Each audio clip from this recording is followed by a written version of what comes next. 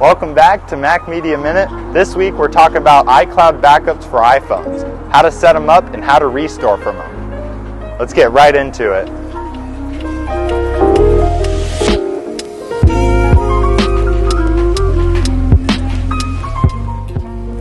iCloud is super useful because it saves your data on the internet, so in the event that you lose your phone, need it to be wiped, or go to a new phone, it's all there waiting for you. Let's see how to make an iCloud backup. First open Settings, then click on your name up top. You'll want to go to iCloud, then go down to iCloud Backup. You'll want to make sure iCloud Backup is turned on. And if you're ready to create a backup now, you'll hit Backup Now. Bro, check out what I posted.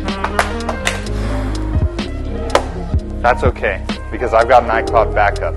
So let's go get a new phone and see how to recover that data. To restore from a backup, open up your new phone. You'll select your language, your region, and then hit Setup manually.